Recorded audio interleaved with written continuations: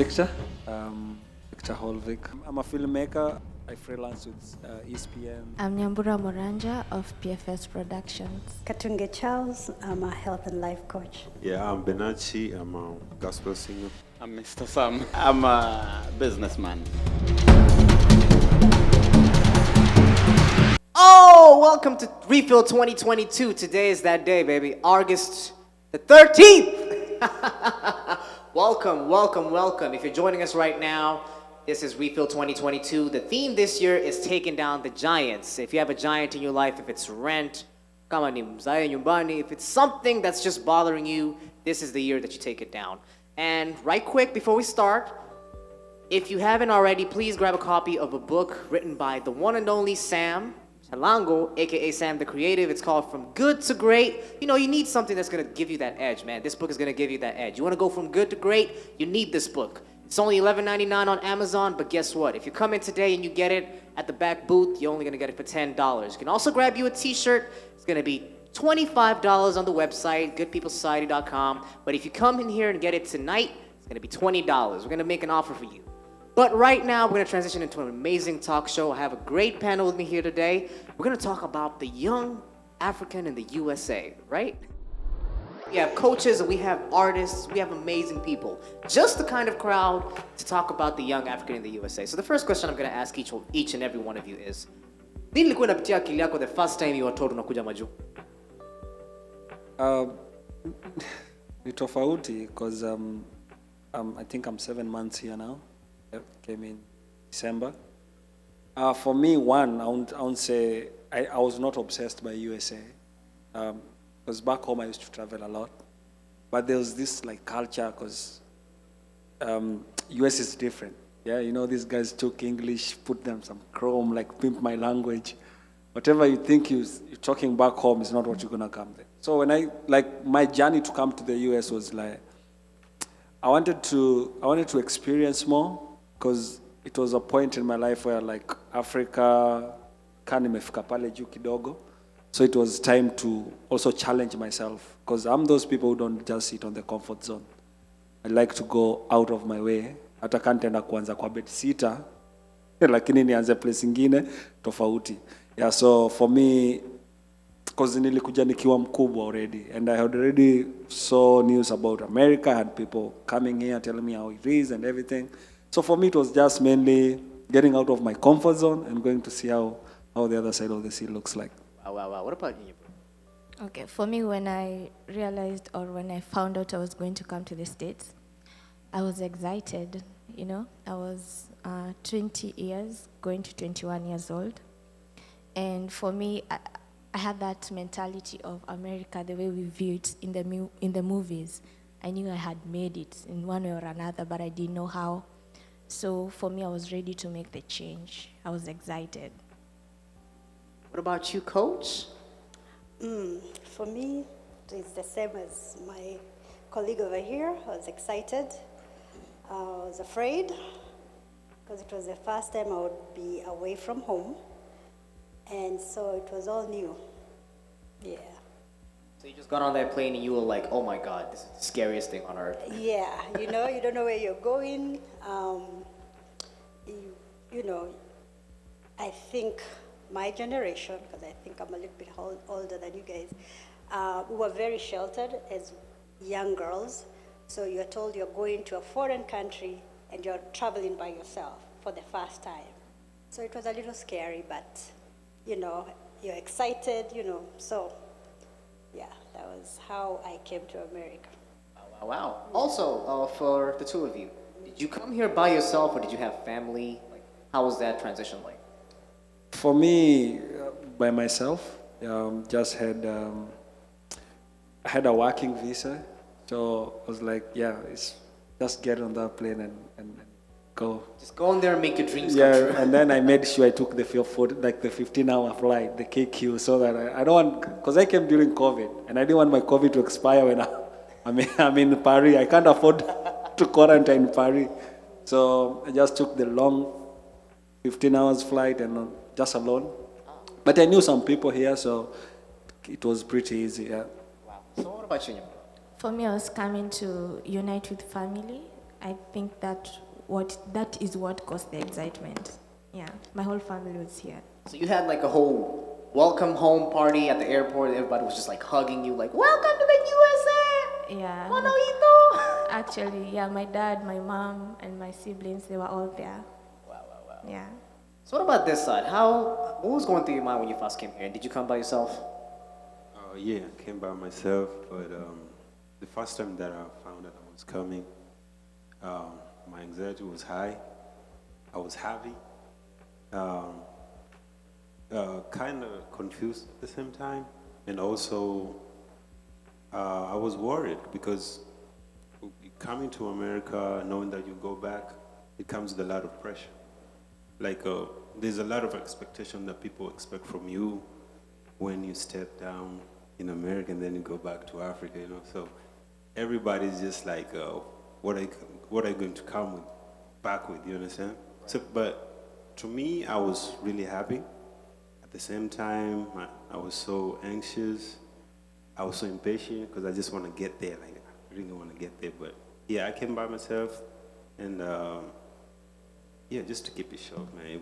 It's a special feeling when you know, like, hey, I'm going to America. Just like she said, this is a place that we see in the movies. Now you're going there, like it's happening now. And then it was my second time to get in the plane. You know, so yeah, it was really nice. It was really nice for sure. How about you, Mr. Sam? You particularly have a success story unlike any other, because you just came in at a time when everything was, I don't know, so rough. So how was it for you?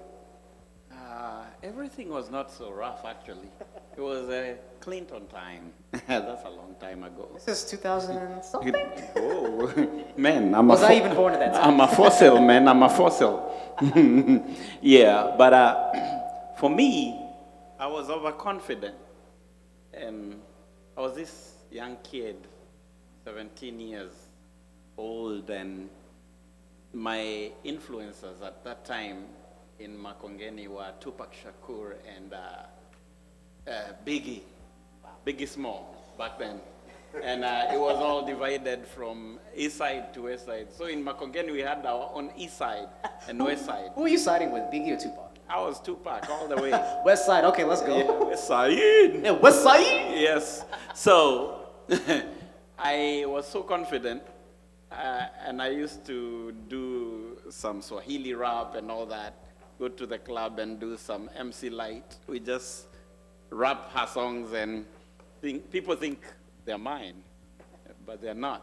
And I'll win beer games and all that.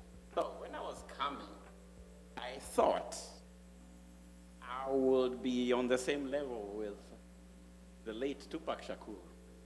Actually, later on, when I went to a Lecrae's concert, do you know I carried my CDs telling my friends, hey, you never know.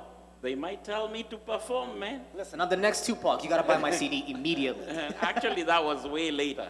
Right. Yeah, so only to come here and to realize, wow, I am nothing. Wow. Nothing. I was the coolest guy in Makongeni. Coolest guy. Yeah, I was the real deal. I came here and the first person I meet at work, African-American lady, she tells me, I can't understand your English. You better go back to Africa. I'm like, me? Tupac? Yeah. Wow. I mean, speaking of that, because I mean, you mentioned something there. You came in here and then your mind, you just realized that you came from being in an environment where you had everything. You thought you were everything. And then you just realized that you're nothing. But for the two of you specifically, because you're artists, your perspective is different because you had to deal with the pressure of having to fit into a certain box because you're in America. They expect something from you. Mm-hmm. So initially when you had that shock, how did you deal with it? Or maybe you can just explain, how did you maneuver realizing that, okay, making music here is not the same as just making it back home? If that makes sense. Yeah, you realize that this is not your home. Your producer is not your former classmate. If it's a Christian concert like this one, you realize that your uncle does not own a mega church to invite you to perform. Your cousins and your classmates, former, are not here, so they'll not come to your event. And you do your first event, and you're like 10 people. Actually, a lot of musicians come here and they tell me, Sam, I'll teach you how to do events. Need to fill this building up, thousands of people. I'm like, are you sure? And the guys are still here. I haven't seen them pulling 10 people. So, yeah. So if you're listening at home, if your favorite artist came to the U.S., his concert is not full. Don't let the cameras fool you. They're performing in front of 10 people. What about you? How was that for you? I'm gonna break down what you just say. It's not for everybody. Oh, not for him. Do not be fooled. He's not pulling No, 10 no. people. He's doing No, amazing numbers. but let's get it serious. But Yes, sir. for me, as an artist, actually, it's a struggle. You understand? It's a struggle before you understand and know that this is not your home. This is not like where you just came from. You're going to a different place where it's not your home. So the our community is not big. You understand? We are divided in different states, and so when I came, I didn't understand like the American lifestyle. You understand? So you have to go to work. You have to keep up with the lifestyle. You understand? So if you want to go to Dallas because there's a concert, you have to plan like a few months ahead. You know? Right. Yeah. It's not a matter of just not having money. It's all about like the schedules and everything, you know. So a lot of people will want to come or want just to come celebrate with any other singer or artist, you know. But they look at their schedules. Nah, it's not happening. See, because if it's all about the 10 people he's talking about. What about the rugby 7 that happens in Vegas, right? Vegas It's always 17. packed up, right? You know, but they really put up the events a year before. You understand? It's like you have a whole year to prepare yourself. You get it? Even the biggest gospel shows that we follow, Passion City, you know, it's like it's next year, but it's on right now. They're talking about it like every day, every week, every month. You understand? Because that's how the lifestyle is here. But in Kenya or Africa, you can come up with an event, put it up for 2 months, and then the stadium is going to get packed because that's how our lifestyle is. It's easy going and everything. You know, it's not like really a fast life like here.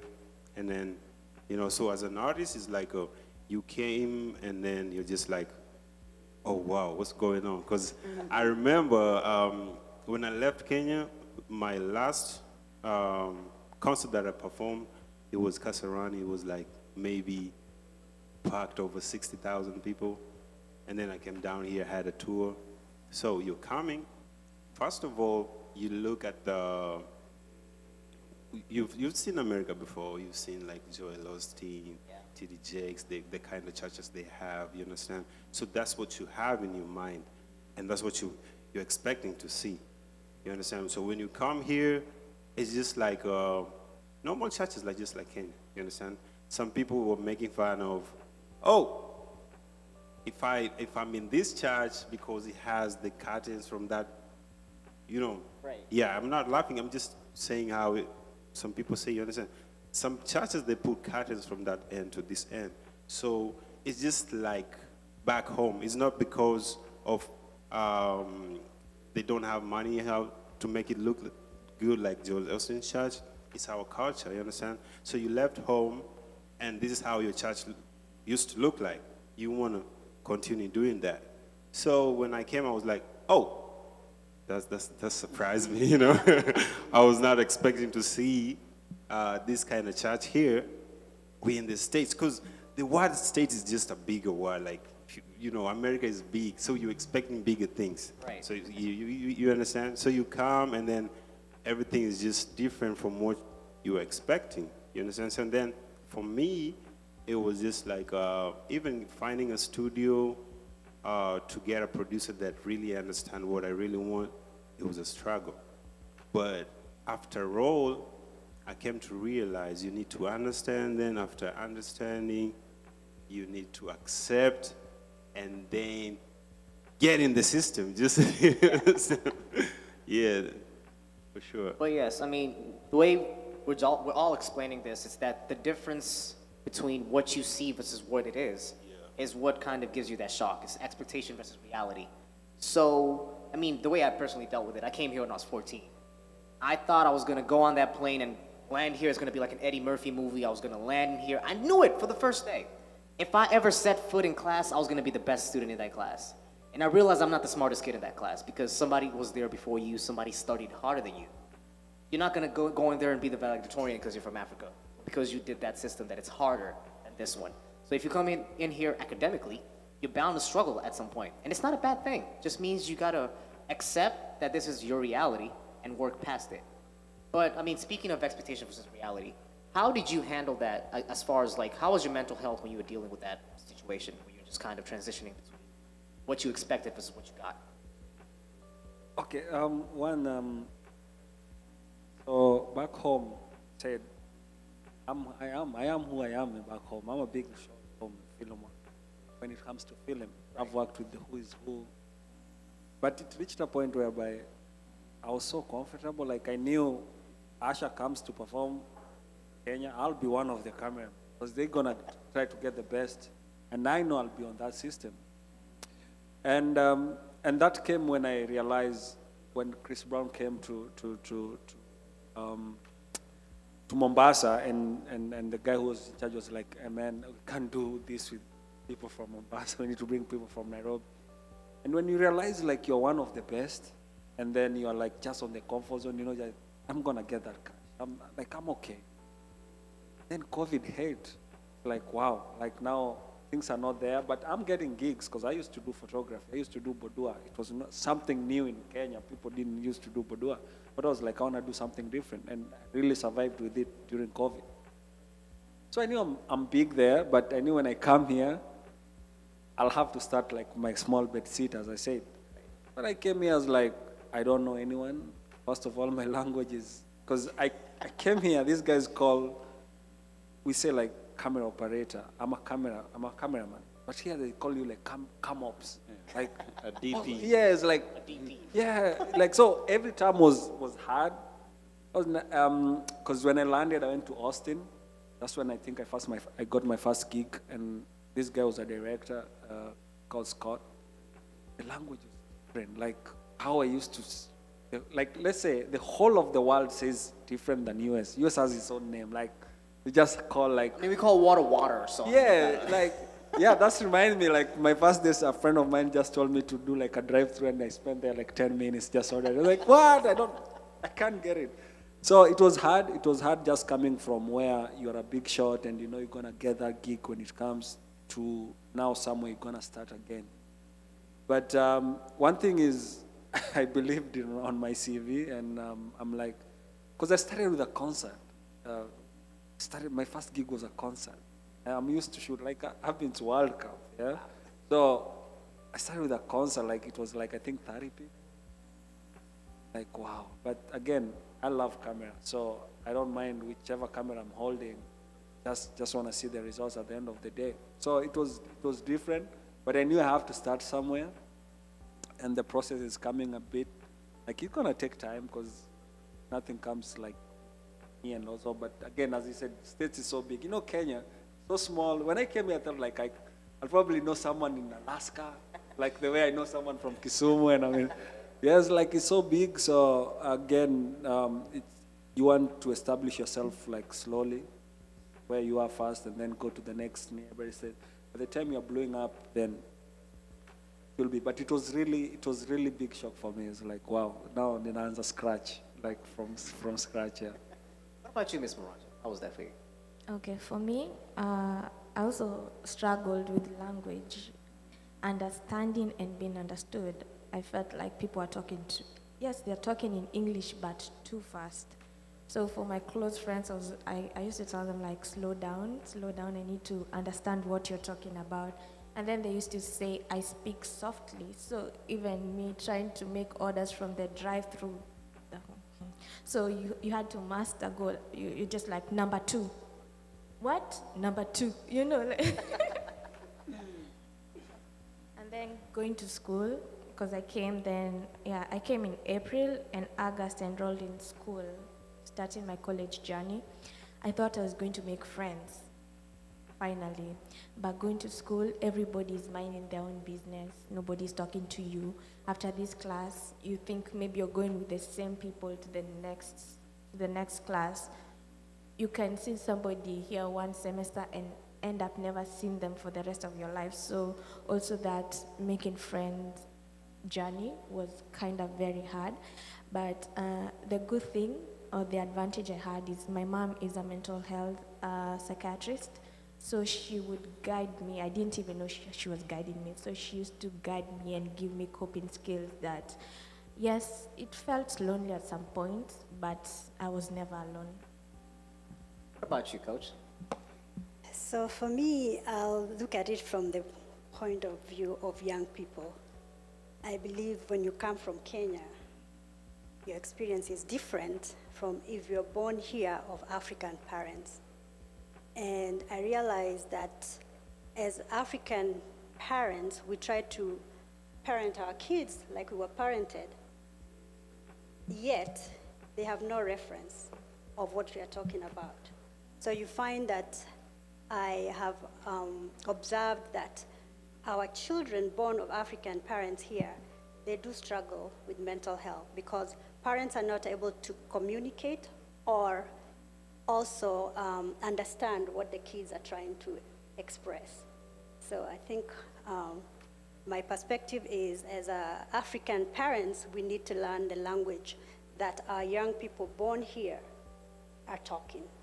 But I mean, you brought something up really important, especially with young people and parents, the way we have a different culture from the people who were originally raised here. So do you feel like, as a parent, what is it that a parent out there who has a child who just came to the States, or a parent who is currently here and you probably have a kid in high school, middle school, how do you think they should go about, I guess, knowing their children's mental health? So if you're a parent from Kenya and your child is from Kenya, Yeah. I think you understand each other, because even though it depends on their age also, like you came here when you were 14, the way you learned how life is lived here is different from a person who comes to college. So I feel for parents who are Kenyan born, whether your child is from Kenya and going to school here or born here, we need to learn, sit down, listen to them, and learn how they communicate. Learn their love language, let's say, because that's the only way we'll be able to sit down and discuss whatever is bothering, the kid. But if you're listening to this and you're under the age of 16, I'm gonna give you a tip right now. Your parents cannot legally beat you once you get on that plane. So when you get here, you're safe. Hautaiona slippers maisha yako yote, I can promise you that. But there's a good chance you might get a cops called on you, but I'm not gonna promise you that. However, I mean, depending on the age, as you said, it's different because, I mean, a young high school kid versus a college student have two very different perspectives of like what the mental health is. But you, Nyambura, particularly, you said you came here and you actually went to school here. So as a college student, do you feel like your support system was good, or do you feel like, can you highlight the importance of just having a good support system when you're a college student here? Yeah, my support system was good, as I said, and I came to realize this like way late. I think it was sometime this year, because I also have friends who came the same way that I came, same situation. But the thing that made me fit in very well with my family, because I had never lived with them. I've come to this house as an adult. Yes, these are your parents. They left you very young. So according to them, you're still a child. They have not raised an adult child before. And you've come here, you have not grown into that adulthood stage with them. So first of all, you get in, I remember when I'll take you back, when I was living in Kenya with my grandma, you're told wait until you finish high school, then you get your ID at 18 and you have your freedom. And then you come here at 21. Yes, I was still legal, but it's like I'm being taken back again. I have to prove myself. So I had issues with my dad, when curfew, like I have curfew, I'm rolling out, that time I'm 22, I'm rolling out with 19-year-olds who are not even legal, but they're still out there and doing whatever till whatever time they feel like. So What time was your curfew? my curfew was 12 a.m. until I was 25 years old. So you like can't get this in that year. house at 12:01. You're officially locked out. Yeah, like me and 12, we were competing on that road who will get home first, and I had to win that race for me to be. But what I can tell you guys, it pays off eventually. Just that obedience, obeying your parents and listening to them. I understood, like, yes, you're trying to learn me in as much as I'm trying to learn you. And as I said, having a mental health person, psychiatrist in the house, she used to tackle problems before they even become problems. So I'll say I thank God for my mom, because yeah, she took me through that journey very nice without even me realizing she's doing that. I mean, I'm glad you brought up that you had a really strong mental health background. But also, I mean, within the same line, we have a lot of young people here who also came in here with academics but then had to cut something short because you felt like school just wasn't doing it for you. So maybe you just went in ukasema, this time shule imekataa acha ninge hustle kiplani, una get? And particularly we have this problem with most of our young men, especially the age between 18 to about 21. And that's, I think, the dynamic that we've had a lot of problems. I mean, I think the other day we've lost a couple of people because of suicide, ODing, drugs, and that kind of stuff. And we've also lost a lot more of them just to incarceration and that kind of stuff. So, and this particularly goes to my fellas on stage. What kind of advice would you give to the young man who came here with ambitions and they just had to drop it and they got into the hustle? How do you think they should go about just protecting their mental health in the process of doing that? We'll start with you, Vanessa. Yeah, I think first of all, be a person that listens. You understand? Because if you accept listening of what you're being told, then you have a room to kind of fight that. Number one is listening. Second, accept the corrections. You get it? If you do mistakes today, don't beat yourself down. Just make sure tomorrow you don't do the same thing again. You understand? And then just understand your part, like the path you're walking in. Just, for example, if you're driving on the highway on 75 and the speed is 75, the minimum is 45.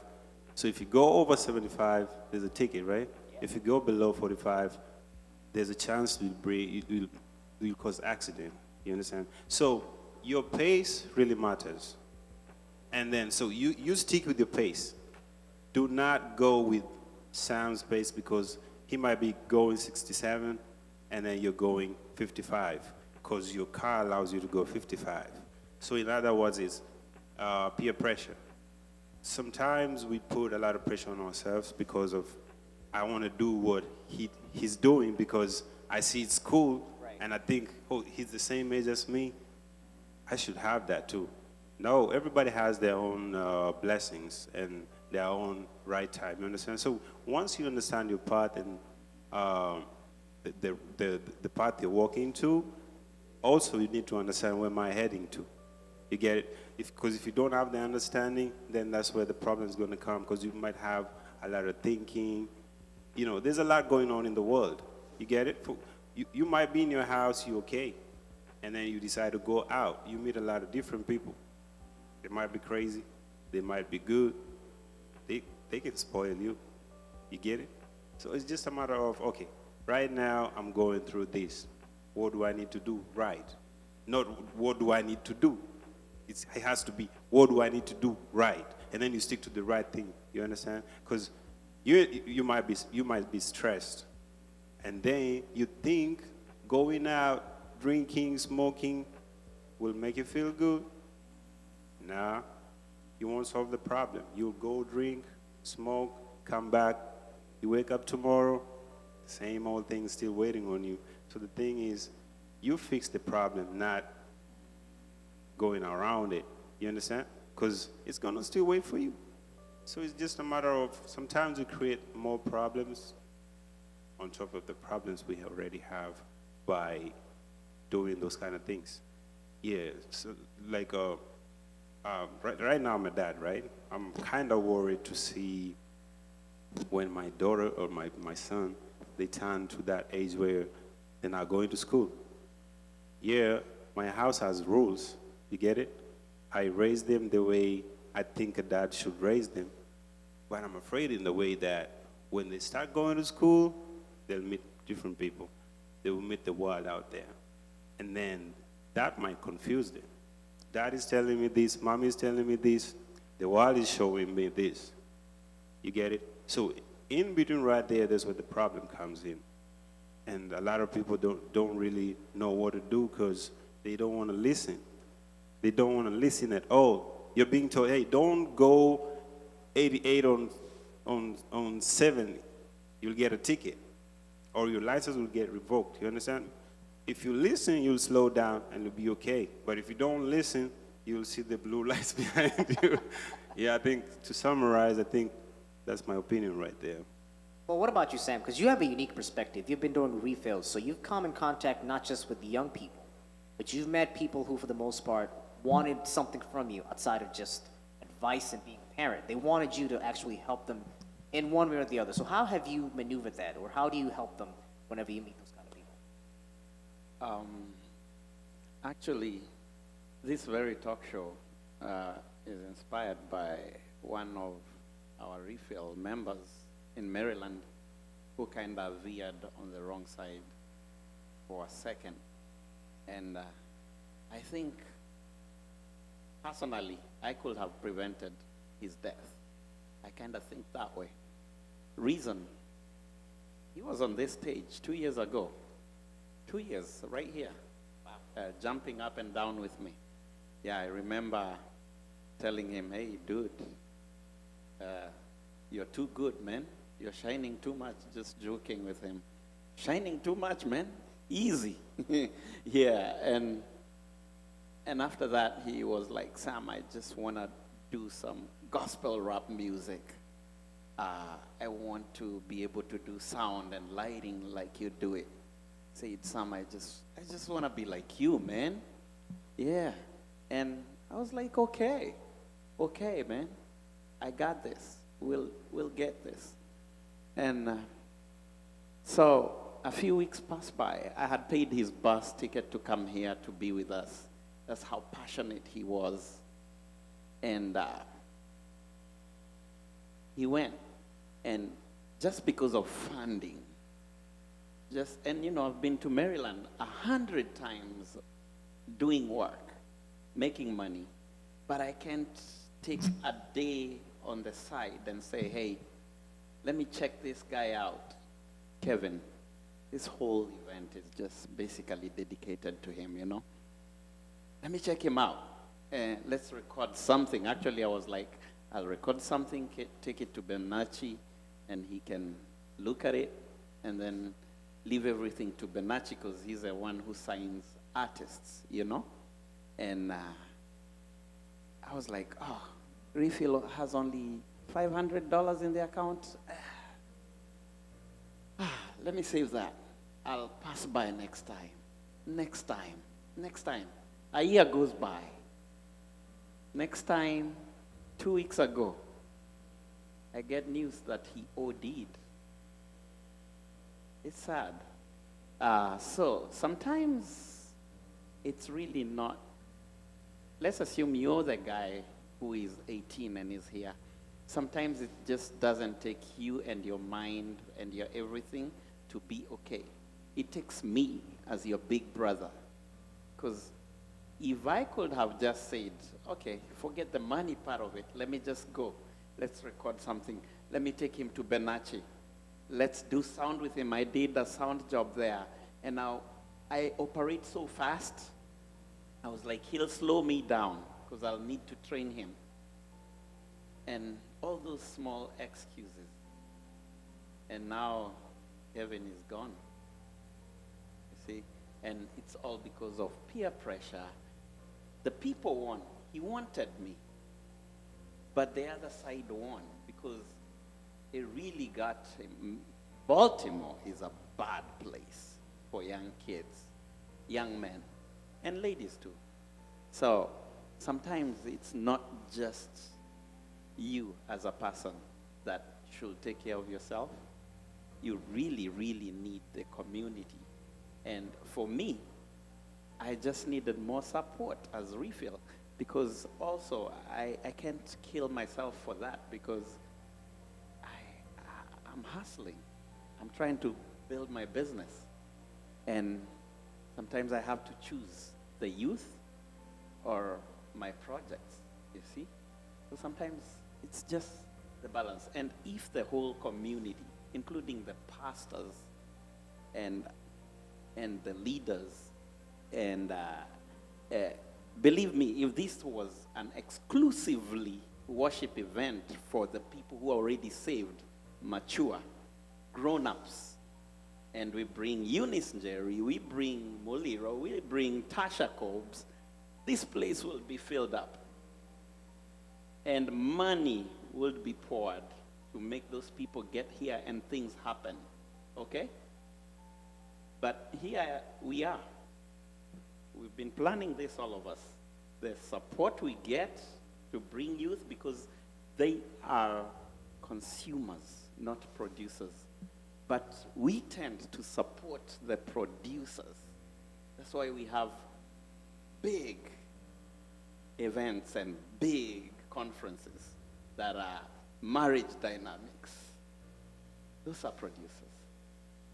And I can go on from there, but So we can go on and on about that, but it's sad that you brought up Kevin. R.I.P. to him, and condolences to the family. I am deeply sorry to hear about your loss, but I mean, it's good that you brought that up, because it's also going to remind us that the culture can be destructive. We can all agree on that. That at some point, being a youth here can definitely be a destructive thing. So, I mean, I'm going to start on this end with Victor. Do you think that the Kenyan youth culture here, and maybe this is just a cliche question, but do you think that it's just toxic? I've worked with youth back home. I myself, I grew up in a place called Madare. I grew up without parents. I lost my parents when I was 5 years. At one point, I was on the streets. And I went to school, and the people I finished school with, class 8, 90% are dead, shot, basically drugs, yeah? But mostly just because gang violence was what we knew. It's no different. It's just simply like the only violence there and gang here is this is much imp-like. People are like, yeah. But there's no difference, yeah. When you get shot in America, it's just cooler than when you get shot back Yeah, home. the thing is, when you get shot back home, no one will like, oh, Black Lives Matter, Yeah. no, nothing. And it's sometimes we because I will go and talk with these kids. Like, oh, let's go talk to my friends. Like, why are you stealing? Why are you doing this and this? And I will tell you to a fact, my friends, no one who ever killed like because he was innocent. No, everyone was a bad boy. Yeah, everyone was a bad boy in one way. So the thing is, the youth here and back home, people are not patient. We are like fingers. You can never be equal, man. We can never be equal. Never ever be equal. So people are not patient. As he said, someone, as an artist, I've worked with artists. Someone wants to do one song, boom, he wants to request for like $1,000 a show, yeah? And it's only 3 minutes.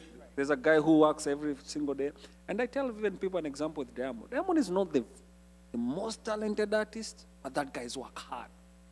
Same with Cristiano. He's not the most like talented when he compare with Messi, but he works so hard. The thing is, everyone wants people on.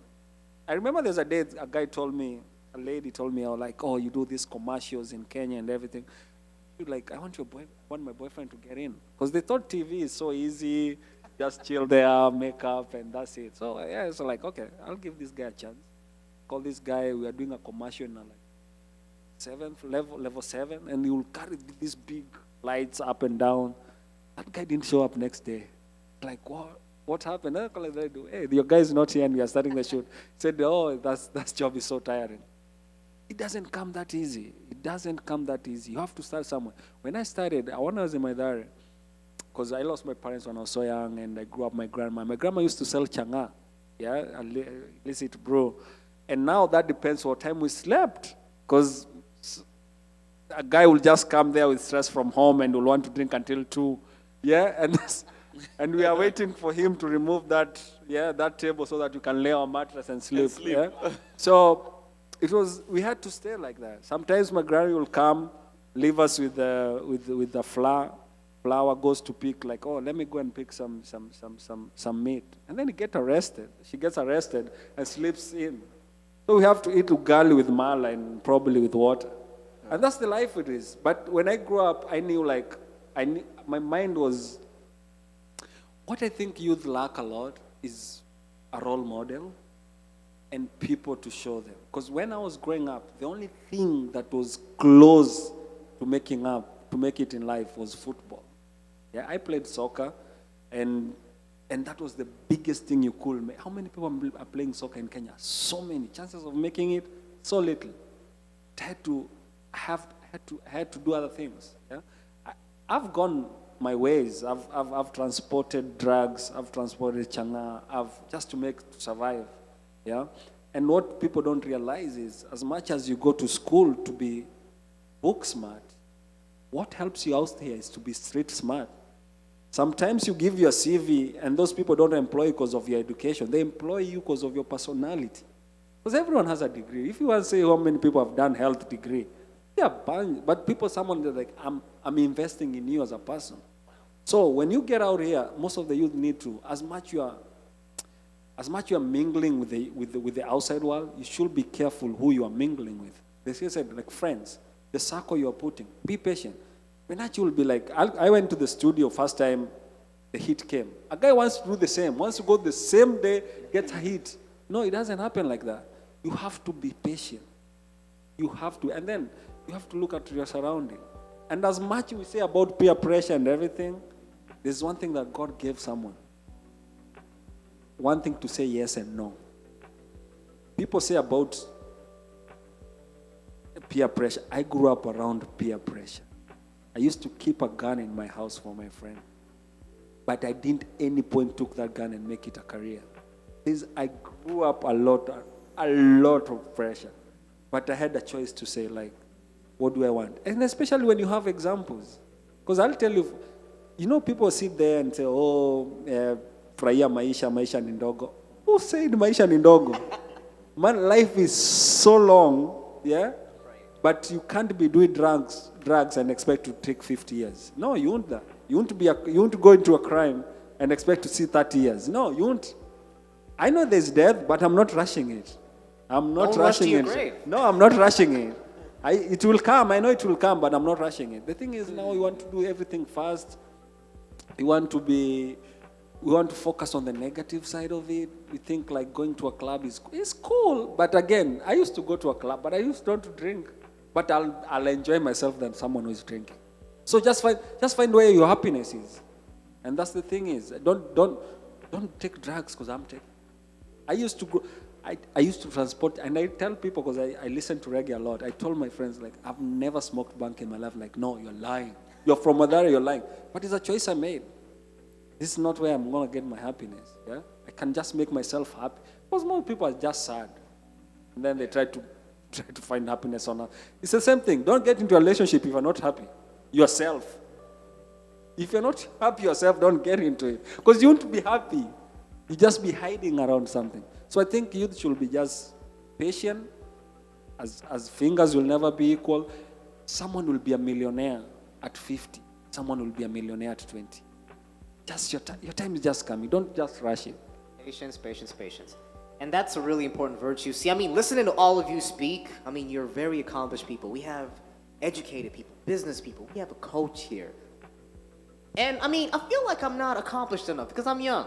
So I'm going to tell you, I have a struggle story too. I used to wake up at 6 a.m. and eat gideri, and I used to walk 17,000 miles on heels so that I can get to class, so that I can be number 15 in class. That is my struggle.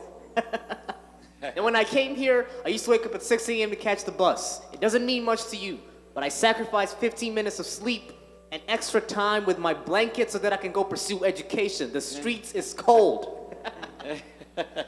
But yes, the long story short, you've heard from everybody here. Take your time. The world is not going anywhere. And no matter what you're doing, I mean, take time and just embrace yourself. Feel me? Like, you are your biggest asset. Your mind is your biggest asset. Your heart is your biggest asset. You gotta protect it at all costs. And no matter what you do, at the end of the day, see, I had this point in my head, it just disappeared. I thought I was gonna say something important, but I'm just. No, but what I mean is take your time with yourself. Please be patient with yourself. And no matter what you do, put God first. Put God first always. Put God first when you start. And even in the middle of it, please, please, please put God first. Now, we can sit here and talk about the youth and the culture all day, but we are running out of time. So, I would like to transition a little bit and take it to a little bit more business savvy stuff. But first things first, I'm going to invite Mr. Sam to give us a little bit of information about the new book he has coming up. So, Mr. Sam, if you would, please. Okay. Yeah. I've been selling it for a while. Actually, it's on Amazon, and it's actually doing good. Your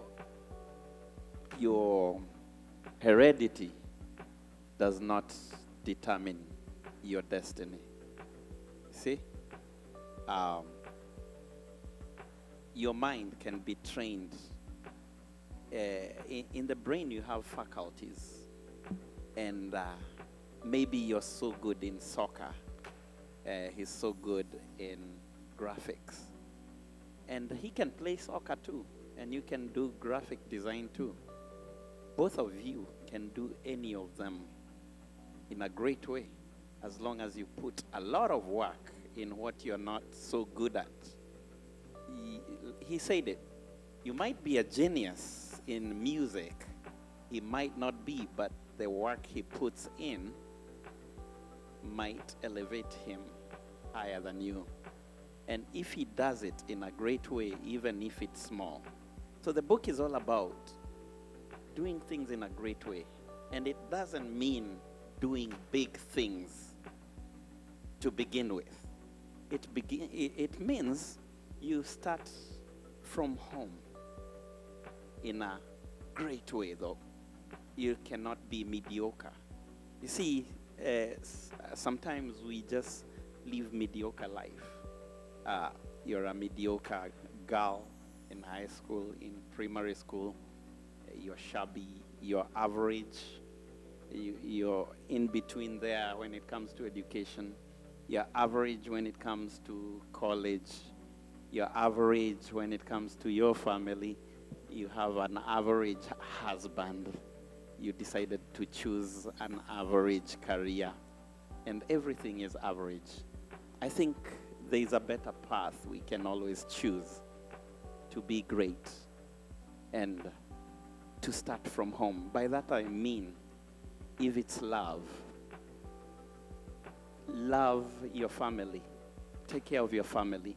And once you fill up that place, the overflow comes automatically. And don't ever move out of the place you are in until you have filled that place in terms of business, in terms of family, in terms of love, relationship. Yeah. You cannot love someone outside your family more than someone inside your family, or even more than yourself. Yeah. That cannot not work. Yeah. And another thing about the book is use constructively what you have now to get yourself to the next stage. Use the friends you have constructively right now to build a bigger network. Use the money you have right now constructively to make more. You cannot start a supermarket with a capital belonging to a small shop. Use constructively that resource to get you to own the supermarket. Begin from home.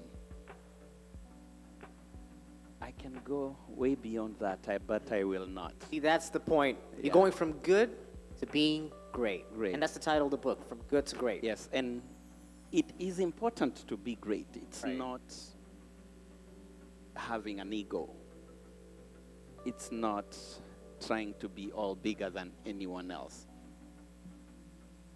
As a matter of fact, to be great is important to God Himself. To be wealthy is important to God Himself. I kind of almost say in my book that to be poor is almost a sin. Yeah. God doesn't want you to be broke. No. That's not why He brought you to this earth. Yeah. The reason why most people are poor is lack of knowledge. Look at Africa, we have some of the poorest people in Africa, but standing on very wealthy soil. In Africa is where we have the largest churches, the biggest and wealthiest pastors, but the crowds are poor, dying because of lack of knowledge. We are more spiritual or maybe superstitious than we are practical. We lack knowledge. The rest get it in the book. See, guys. that's what he said. He's not going to spoil the whole book for you. It's about from going from being good to being great. And whatever you do, you can always be great. If you're doing good in school right now, you can always do great. If you're doing good at your work right now, you can always be great. The point is going from being good to being great. So, as we said before, the book is only, how much is it? It's $11.99 on Amazon. $11.99. You don't even spend that much on Wendy's. And it's $10 at the desk right there. And on my website, goodpeoplesocieties.com, it's $11. $11. You heard it here first, folks. It's $11 on. It's $11 on here. Well, it's $10 here actually, right? $10 here. $10 here, $10.99 or $11.99 on Amazon. And if you get it here today, man, you're gonna get an amazing T-shirt. It's only $20. You get to look like this. Look, show him the T-shirt. See, that man looks great. He doesn't just look good. So, if you want to look great, get you a T-shirt. It's only $20. If you get it from the Good People Society, it's gonna be $25. And also, once again, welcome to Refill 2022. We're starting it off with a talk show. Wow, talk show. Woo, Zungu. But yes, we are kicking it off early. We're kicking it off great. And before we transition into the next section, we're gonna take a nice 5-minute break just to stretch, just make sure at least we're in good position. But when we come back, we're gonna talk about career and business. Stay tuned. All right.